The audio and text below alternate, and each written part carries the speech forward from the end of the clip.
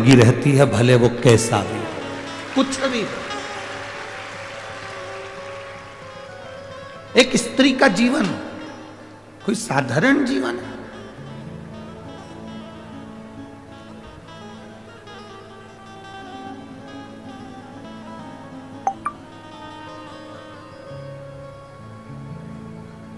दशरथ जी के घर में संतान नहीं हुई।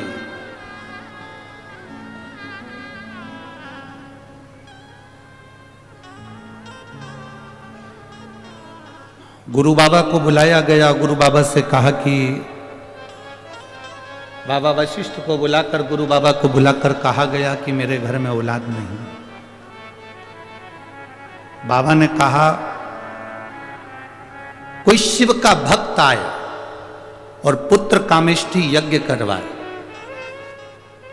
कोई शिव का भक्त आए और पुत्र कामेष्ठी यज्ञ करवाए तो तुम्हारे घर में औलाद होने में देरी नहीं लगेगी। मेरी 3 धर्म पत्नियां कौशल्या, केकई, सुमित्रा,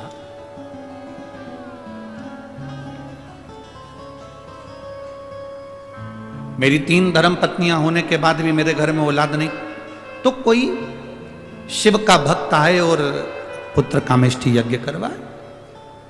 वशिष्ठ बाबा ने तो कह दिया, दशरथ जी के कानों में शब्द पड़ गया। पर वशिष्ठ बाबा से दशरथ जी ने हाथ जोड़कर निवेदन करा कि आप ढूंढो कि यज्ञ कौन कराएगा।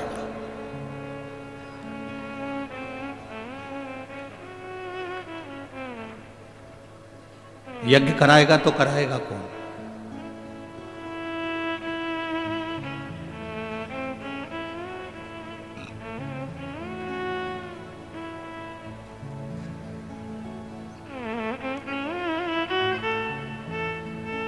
इतना विशाल यज्ञ संतान की प्राप्ति के लिए, पुत्र की प्राप्ति के लिए, इस यज्ञ को कौन करा सकता है? तब वशिष्ठ बाबा ध्यान लगाकर बैठे थे कि इस यज्ञ को कोई शंकर का भक्त कराए। तो उनके स्मरण में आया कि दशरथ जी की माता जी से पूछा जाए।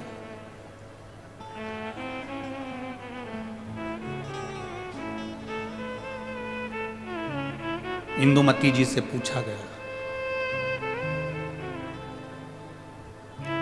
दशरथ जी की माता जी से पूछा गया। वशिष्ठ बाबा ने उनसे पूछा, यज्ञ ऐसा ब्राह्मण हो बताओ जो शंकर की भक्ति में डूबा रहता हो, शिव तत्व में डूबा रहता हो, क्योंकि ये पुत्र कामेष्ठी यज्ञ, संतान की प्राप्ति का यज्ञ केवल एक कर सकता है और वो शंकर का कोई भक्त कर सकता है।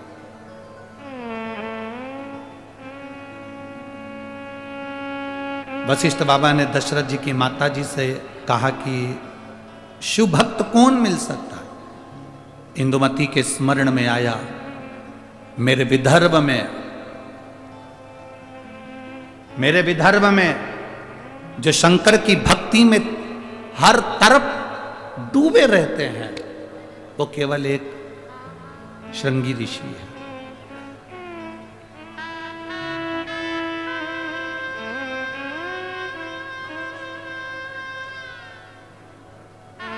स्कंद पुराण के कभी स्मरण में विदर्भ को पढ़ना। स्कंद पुराण के विदर्भ को यदि आप पढ़ेंगे तो विदर्भ में आप पढ़ेंगे कि दशरथ जी की माता जी ने, इंदुमती जी ने कह दिया वशिष्ठ बाबा से, आप चिंता मत करो, अगर पुत्र कामेष्ठी यज्ञ करवाना है तो मेरे मायके में विदर्भ में जो हमारे घर के राजगुरु हैं श्रृंगी बाबा, उनको निमंत्रण दिया जाए। एक स्त्री मार्गदर्शक बन जाती है, एक स्त्री मार्ग बताने वाली हो जाती है, उनको बुलाया जाए। ये अमरावती की धरा से स्कंद पुराण कहती है, विदर्भ का वर्णन करते हुए कहती है, अमरावती से चांदूर बाजार की ओर जब हम जाते हैं तो वहाँ वन पर्व में, वन क्षेत्र के अंतर्गत श्रृंगी बाबा का एक स्थान है जिसको तपवनेश्वर कहते हैं।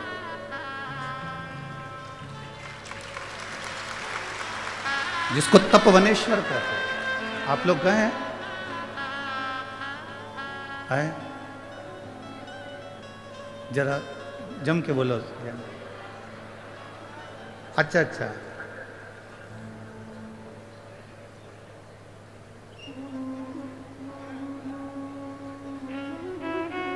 हमारे विधायक जी और सांसद जी कह रहे हैं क्षेत्र के अंतर्गत ही है तपोवनेश्वर। आप लोगों में से कितने लोग गए? बहुत बहुत धन्यवाद, आपके चरणों को नमन जो आप तपोवनेश्वर का दर्शन करें, जहां स्वयं संत साधु तपस्वी साधक उपासक तप करते, जहां पर श्रृंगी बाबा बैठकर तप साधना में लीन थे, तप में लीन।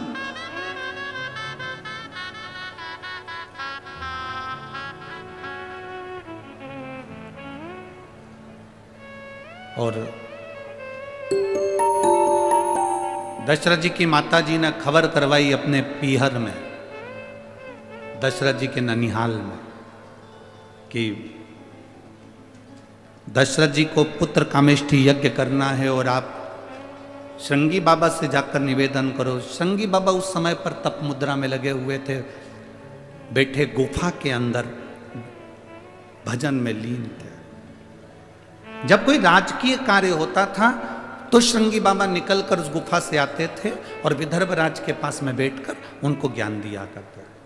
संत साधु गुरुजन का एक काम है, जब राज सिंहासन को तुम्हारी जरूरत पड़ती है तब राज सिंहासन पर जाकर आप अपने ज्ञान को, अपने उद्बोधन को, अपनी समझ को जरूर देना चाहिए। पर जब राज सत्ता को अपनी जरूरत नहीं है, उस समय पर बैठकर केवल भगवान शंकर का भजन करो, राम का भजन करो, कृष्ण का भजन करो, शिव का भजन करो। फिर राज सत्ता की ओर जाना उत्तमता नहीं है।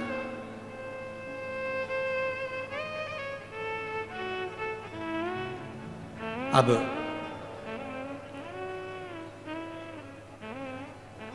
खबर कराई इंदुमती जी ने और खबर पहुंची विदर्भ राज के पास में।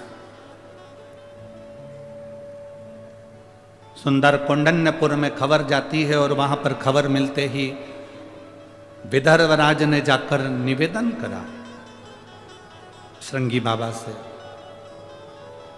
मेरी बहन का बेटा यज्ञ कर रहा है और आप जाकर यज्ञ पूर्ण करवाओ, क्योंकि उनको संतान की प्राप्ति चाहिए।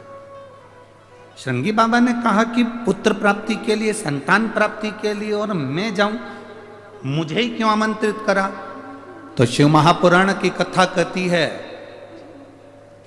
कोई शंकर का भजन करने वाला, कोई शंकर की आराधना करने वाला, कोई शंकर की उपासना करने वाला, कोई शंकर के ऊपर एक लोटा जल चढ़ाने वाले का दर्शन मात्र भी अगर हो जाता है तो जो कामना हम करते हैं वो कामना हमारी पूर्ण हो जाती है। ये शिव तत्व की कथा है, ये शिव महापुराण की कथा वर्णन कर रही है। आप इतनी सारी संख्या में आए हो, लाखों की भीड़ में आप लोग, लाखों की संख्या में यहां भक्त पहुंचे हैं। पंडाल को कल भी रात्रि को बहुत बढ़ाया, उसके बाद भी आप लोग पंडाल में समा नहीं सकते।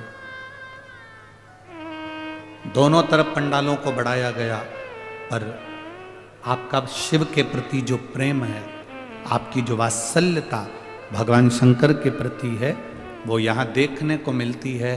इतनी दूर से बस तो कहाँ खड़ी है, 3-3 किलोमीटर दूर बस छोड़ देती है।